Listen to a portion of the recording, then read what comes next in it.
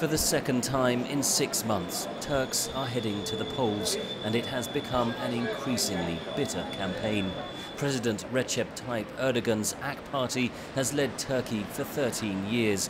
Analysts say its early years in power were characterized by reconciliation. Since the beginning of the starting time of Republic, this society witnessed or lived under polarized conditions. But for the first time, maybe during the AKP era, for the first, let's say, 10 years more or less, or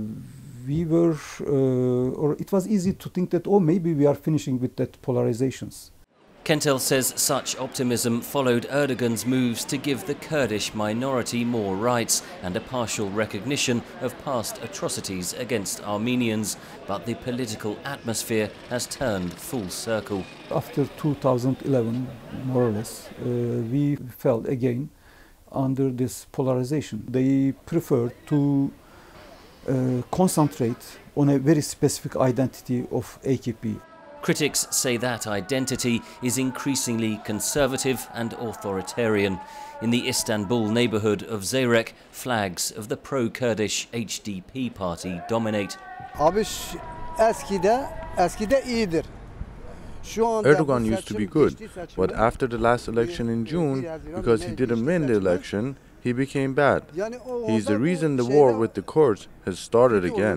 The government blames Kurdish PKK separatists for restarting the insurgency. At the same time, Turkey is deeply embroiled in the Syrian civil war, which has forced 2 million refugees to seek shelter on its soil.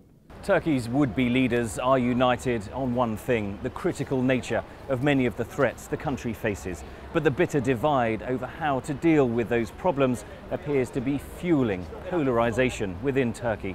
President Erdogan's supporters say he has transformed Turkey into a respected power. Kurds, Turks, Alawites, Syrians, and all people in Arab countries that are suppressed by their governments. Morsi supporters in Egypt. In all the world, they all like Erdogan. Passions are running high on all sides. The challenge for the next government will be to bridge the widening divides across Turkish society. Ridgwell for VOA News, Istanbul.